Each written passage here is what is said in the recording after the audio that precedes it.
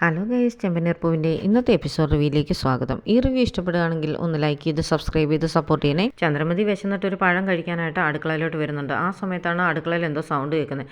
ശ്രീകാന്ത് നിന്ന് ചായ ഉണ്ടാക്കുമായിരുന്നു. ഇതൊന്നും അറിയുന്നില്ല ചന്ദ്രമതി. എന്നിട്ട് ചന്ദ്രമതി എന്ന് അടുക്കളയുടെ വാതിലങ്ങ് പൂട്ടുകയാണ്. എന്നിട്ട് അവിടെ കിടന്ന് കാർ കൂവി വിളിക്കുന്നുണ്ട് എല്ലാവരും. രവിയേട്ട, ശ്രുതി വാ, സച്ചി വാടാ, ഇവിടെ കള്ളി കയറി എന്നൊക്കെ. അന്നത്തേനുടനെ ശ്രീകാന്ത് ഓർക്കും, അയ്യോ പെട്ടല്ലോ, എന്ത് ചെയ്യുമെന്നോ ഇങ്ങനെ നിൽക്കുകയാണ്. അപ്പോൾ ഇവരെല്ലാവരും ഓടി എവിടെ വരുന്നുണ്ട്, എന്താ പറ്റിയെന്ന് പറഞ്ഞാൽ രവീന്ദ്രൻ ചോദിക്കും. അതേ ഈ അടുക്കളയ്ക്കകത്ത് ഒരു കള്ളിയുണ്ട് എന്ന് പറയും. കള്ളിയോ? അതെ, നൈറ്റി ആയിട്ടിരിക്കുന്നത്, അവൾ അതിനകത്തുണ്ടെന്നൊക്കെ പറയും. ഞാൻ കഥകെല്ലാം അടച്ചതാണല്ലോ, ഫ്രണ്ടിലും ബാക്കിലേക്ക് കഥ അടച്ച, പിന്നെ എങ്ങനെ അവൾ അതിനകത്ത് കയറിയെന്നുടനെ രേവതി ചോദിക്കുന്നുണ്ട്. അത് പിന്നെ നിന്നെ ഞാൻ വെച്ചിട്ടുണ്ട്, നീ ചിലപ്പം ബാക്കിലെ കഥ അടച്ച് കാണുകയില്ല, അതുകൊണ്ടല്ലേ അവൾ അതിനകത്ത് കയറി എന്നൊക്കെ പറയും. എന്തായാലും അവളെ ഇന്ന് പിടിക്കണം എന്ന് പറയുമ്പോഴത്തേന് രവീന്ദ്രൻ പറയുന്നുണ്ട്, വേണ്ട, ചിലപ്പോൾ അവളുടെ കയ്യിൽ എന്തെങ്കിലും ആയുധമൊക്കെ ഉണ്ടായാലോ എന്ന്. അപ്പം ശ്രുതി പറയും, ശരിയാ, അവളുടെ കയ്യിൽ എന്തെങ്കിലും ആയുധമൊക്കെ കാണും, കത്തി വല്ലതും ഉണ്ടായിരിക്കും, അല്ലെങ്കിൽ അടുക്കളയിൽ കത്തി ഉണ്ടല്ലോ, അതൊക്കെ വെച്ച് ചിലപ്പം കുത്തി കുന്നുകളയും എന്നൊക്കെ പറയും. അതുകൊണ്ട് സച്ചി നീ കയറെന്ന് പറയും. ഉടനെ രേവതി പറയും, ആഹാ കൊള്ളാമല്ലോ, നീ എൻ്റെ ഭർത്താവിനെ അതിനകത്തോട്ട് വിടിയിക്കുകയാണോ, നിൻ്റെ ഭർത്താവിനോട് പോകാനൊക്കെ പറയും. ഉടനെ ശ്രുതി പറയും, ഞാനൊന്നും പോകില്ല, ഞാൻ വേണേൽ ഇതിങ്ങനെ പിടിച്ചുകൊണ്ട് നിൽക്കാം, അല്ലാതെ ഞാൻ കയറുകയല്ല, എനിക്ക് പേടിയെന്നൊക്കെ പറയും. അപ്പം സച്ചി പറയും, എന്തായാലും ഒരു കമ്പ് ഇങ്ങനെ എടുത്തുകൊണ്ട് വരാൻ പറയുമ്പോൾ ശ്രുതി ഒരു കമ്പ് എടുത്തുകൊണ്ട് കൊടുക്കുന്നുണ്ട്. അത് കൊണ്ട് സച്ചി അങ്ങ് കയറുകയാണ്. അപ്പോഴത്തേന് രേവതിക്ക് അങ്ങ് പേടിയാ, വേണ്ട എന്നൊക്കെ പറഞ്ഞ് നിൽക്കുന്നുണ്ട്. അപ്പോഴത്തേന് രവീന്ദ്രനും ശ്രുതിയും ആ കൂടെ കയറും. എന്നിട്ട് പറയും, അവൻ്റെ തലയടിച്ച് പൊട്ടിക്ക് സച്ചി എന്നൊക്കെ പറയും. സച്ചി ഇങ്ങനെ കമ്പെടുത്ത് പൊട്ടിക്കാൻ തുടങ്ങുന്നുടനെ നോക്കുമ്പോഴത്തേന്, അയ്യോ ഒന്നും ചെയ്യല്ലേ സച്ചിയേട്ടാ എന്ന് പറഞ്ഞ് ശ്രീകാന്ത് തിരിഞ്ഞ് നോക്കുന്നു. നീ എന്താ ഈ ഡ്രസ്സിലെന്ന് സച്ചി ചോദിക്കും. അത് പിന്നെ സച്ചിയേട്ടാ എന്ന് പറഞ്ഞ് ഇങ്ങനെ പരിങ്ങി നിൽക്കുകയാണ് ശ്രീകാന്ത്. ഇപ്പോൾ ഇവരെല്ലാവരും ഇത് കണ്ടു കഴിയുമ്പോൾ എല്ലാവരും അങ്ങ് ചിരിക്കുകയാണ്. അന്നേരം ശ്രീകാന്തിനെ പുറത്തോട്ട് കൊണ്ടുവന്ന് കഴിയുമ്പോഴത്തേന് ചന്ദ്രമതി ശ്രീകാന്തിനെ ഒരുപാട് അങ്ങ് തല്ലുകയാണ്. നീ എന്ത് വേഷവാടേ കെട്ടിയിരിക്കുന്ന, നൈറ്റ് ഇട്ടുകൊണ്ട് നിൽക്കുന്നോ എന്നൊക്കെ ചോദിക്കും. നിനക്ക് വേറെ ഒരു പരിപാടി ഇല്ല എന്നൊക്കെ ചോദിക്കും. പക്ഷേ ഇതൊന്നും വർഷം അറിയുന്നില്ല കേട്ടോ. വർഷം ഇങ്ങനെ പാട്ടൊക്കെ കേട്ട് നിന്ന് ഡാൻസ് കളിച്ച് നിൽക്കുകയാണ്.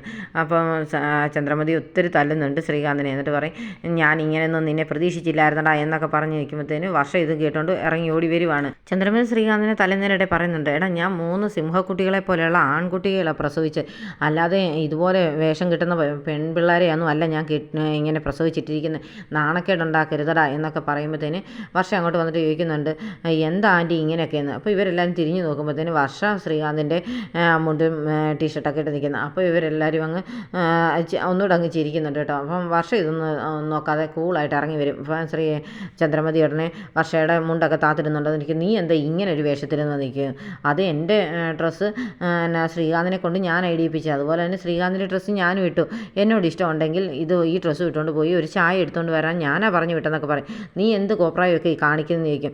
ഇങ്ങനെയൊക്കെയാണോ ചെയ്യേണ്ടത് എന്നൊക്കെ ചോദിക്കുമ്പോൾ വർഷയ്ക്ക് അതിനെന്താ ഒരു ഡ്രസ്സ് അങ്ങോട്ടും ഇങ്ങോട്ടും ഇട്ടെന്ന് പറഞ്ഞ് ഒരു കുഴപ്പവും വരാനില്ലല്ലോ എന്നൊക്കെ പറയും. ഇതൊന്നും എനിക്കിവിടെ ഇഷ്ടമില്ല, ഞാനിങ്ങനെ ആൺകുട്ടികൾ മാത്രമുള്ളതെന്ന് പറഞ്ഞ് പെൺപിള്ളേരെ പോലെ ഉരുക്കിക്കൊണ്ട് നടക്കുന്ന സ്വഭാവമൊന്നും എനിക്കില്ലായിരുന്നു, എനിക്ക് ആൺകുട്ടികൾ തന്നെയേ ഉള്ളൂ, അപ്പോൾ ആൺകുട്ടികളായിട്ട് തന്നെ അവർ വളർന്നാൽ മതി, ഇങ്ങനത്തെ കോപ്രായൊന്നും ഇവിടെ ഇനി കാണിച്ചു പോയേക്കരുത്, എനിക്കിഷ്ടമല്ല എന്നൊക്കെ പറയും. അപ്പോഴത്തേന് വർഷം പറയും, അതിനിത്ര പറയാൻ എന്നെ ഇരിക്കുന്നത് എന്നൊക്കെ പറഞ്ഞ് വർഷം ഇങ്ങനെ എക്സ്ക്യൂസൊക്കെ പറയുന്നുണ്ട്. പക്ഷേ രവീന്ദ്രനും പറയുന്നുണ്ട്, മോളെ ഇതൊക്കെ നിങ്ങളുടെ മുറിയിലായാൽ മതി, അല്ലാതെ പുറത്തേക്ക് ഇങ്ങനത്തെ ഉള്ള കൂത്തുകളൊന്നും കൊണ്ടുവരില്ല കേട്ടോ എന്ന് പറയും. എടാ പോയി ഡ്രസ്സ് മാറടാ എന്ന് പറയും. എന്നിട്ട് രവീന്ദ്രനും ചന്ദ്രമതി അകത്തോട്ടങ്ങ് പോകുന്നുണ്ട് കേട്ടോ. അന്നേരത്തേനുടനെ എല്ലാവരുടെ ശ്രീകാന്തിനെ പിടിക്കും. കൊള്ളാം, നിൻ്റെ ഈ ഡ്രസ്സ് കൊള്ളാമെന്ന് പറയും. വർഷയോടും എല്ലാവരും പറയുന്നുണ്ട്, നിനക്കിത് ചേരുന്നുണ്ട് കേട്ടോ എന്ന് രേവതിയും ശ്രുതിയും പറയും. ആണ് ചേച്ചി, താങ്ക്സ് കേട്ടോ എന്നൊക്കെ പറയും. അപ്പം എല്ലാവരുടെ ശ്രീകാന്തിനെ പിടിച്ച് ഒരു കസേരയിലിരുത്തുക. എന്നിട്ട് പറയും, എന്തായാലും നിനക്ക് ഈ ഡ്രസ്സ് നന്നായിട്ടുണ്ട്, നീ ഇനി അവളുടെ ഡ്രസ്സ് തന്നെ ഇട്ടാൽ മതി കേട്ടോടാ എന്നൊക്കെ ശ്രുതിയും പറയുന്നുണ്ട്. എന്നിട്ട് പിടിച്ചിരുത്തി ഫോട്ടോ എടുക്കുകയാണ്. എല്ലാവരും സെൽഫിയൊക്കെ എടുക്കുന്നുണ്ട്. അന്നേരം ശ്രീകാന്ത് ഓടാനൊക്കെ തുടങ്ങുന്നുണ്ട്. ഇപ്പോൾ ഇവരെല്ലാവരുടെ പിടിച്ച് നിർത്തിയാണ് ഈ ഫോട്ടോയൊക്കെ എടുപ്പിക്കുന്നത്. എന്നിട്ട് പറയും, നീ എന്തായാലും ഇനി ഈ ഡ്രസ്സ് തന്നെ അങ്ങ് കണ്ടിന്യൂ ചെയ്തോ കേട്ടോ എന്നൊക്കെ പറഞ്ഞ് എല്ലാവരും കളിയാക്കുകയാണ്. പിന്നീട് കാണിക്കുന്നത് രേവതി രാവിലെ അടുക്കളയിൽ ഇങ്ങനെ പണിയൊക്കെ ചെയ്തുകൊണ്ടിരിക്കുമ്പോൾ സച്ചി അങ്ങോട്ട് വന്നിട്ട് ചോദിക്കും, രേവതി നീ മാത്രമേ ഉള്ളൂ ഈ വീട്ടിൽ ഇങ്ങനെ പണിയൊക്കെ ചെയ്യാൻ, നിനക്ക് രാവിലെ മാർക്കറ്റിൽ പോകണ്ടായിരുന്നു എന്നൊക്കെ ചോദിക്കുന്നുണ്ട്. അത് ഞാൻ രാവിലെ പോയിട്ട് വന്നതാണ് സച്ചിയേട്ടാ, എനിക്കിതൊന്നും ഒരു പ്രശ്നമല്ല, ഞാൻ എൻ്റെ വീട്ടിൽ ഇതൊക്കെ ചെയ്യാറുണ്ടായിരുന്നു എന്ന് പറയും. എനിക്ക് ഇനി ആ കഥയൊന്നും കേൾക്കണ്ട, പക്ഷേ നിനക്ക് കുറേ സ്വപ്നങ്ങളൊക്കെ ഉള്ളതല്ലേ, ഇങ്ങനെ ഈ അടുക്കളയിൽ നിന്ന് മതിയോ, ബാക്കിയുള്ള കാര്യങ്ങളൊക്കെ ചെയ്യേണ്ടേ, ബിസിനസ്സിൽ നീ ഒന്നുകൂടെ ശ്രദ്ധിക്കണം എന്നൊക്കെ പറയും. അത് കേട്ടോണ ചന്ദ്രമതി അങ്ങോട്ട് വരുന്നത്. അപ്പം ചന്ദ്രമതി പറയും, എന്തായാലും ഇവിടുത്തെ അടുക്കളപ്പണി കഴിഞ്ഞ് മതി ബിസിനസ്സൊക്കെ, അത് ഞാൻ ഇവളോട് നേരത്തെ പറഞ്ഞിട്ടുള്ളതാണ്, നീ എനിക്കൊരു ഗ്ലാസ് ചായ എടുത്തുകൊണ്ട് എടുത്തുകൊണ്ട് പോകാമെന്ന് പറഞ്ഞ് ഹാളിലോട്ട് പോയിരിക്കുകയാണ്. അത് കേൾക്കുമ്പോഴത്തേന് സച്ചിക്ക് ദേഷ്യം വന്നിട്ട് സച്ചി വന്ന് ചോദിക്കുന്നുണ്ട്, ഈ വീട്ടിലെ എല്ലാ പണിയും രേവതി തന്നെ ചെയ്യണമെന്ന് തന്നെ എത്ര നിർബന്ധം, ഇവിടുത്തെ ബാക്കിയുള്ള മരുമക്കൊക്കെ ചെയ്തുകൂടെയെന്ന്, അതിന് ബാക്കിയുള്ളവരൊക്കെ അങ്ങനെയുള്ള ജോലിക്കൊന്നും അല്ലല്ലോ പോകുന്നതെന്ന് പറയും.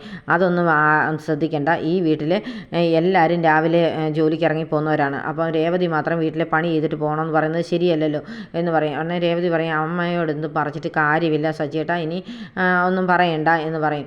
ഉടനെ രേവതിയോട് ചന്ദ്രമതി പറയുന്നുണ്ട്, ഞാൻ നിന്നെ ഇവിടെ ഇട്ട് പണിയിപ്പിക്കുകയെന്ന് ഇവനോട് പറഞ്ഞു കൊടുത്തോന്ന്, എനിക്കാരും പറഞ്ഞു തരേണ്ട ആവശ്യമൊന്നുമില്ല, എനിക്ക് കണ്ണ് കാണാമല്ലോ, ഇപ്പം തന്നെ നിങ്ങൾ പറഞ്ഞില്ലേ ഈ വീട്ടിലെ പണിയല്ലേ ഇവൾ ചെയ്യണമെന്ന്, അതുപോലെയുള്ളതെന്നൊക്കെ പറയും. പിന്നെ ഈ ഇപ്പം ഫുഡ് ഉണ്ടാക്കുന്നതും ശ്രുതിക്ക് ഇഷ്ടപ്പെട്ടതും മതിയെന്നൊക്കെ പറയുന്നുണ്ട്. അപ്പോൾ ശ്രുതിയും കൂടെ അങ്ങോട്ട് ഇറങ്ങി വരും. ഇവനെന്തിനാ ഇപ്പം പ്രത്യേകിച്ച് ഫുഡൊക്കെ കൊടുക്കുന്നത്, ഇവൻ എന്നാ പിച്ച തണ്ടാൻ പോവുകയാണെന്നൊക്കെ ചോദിക്കും.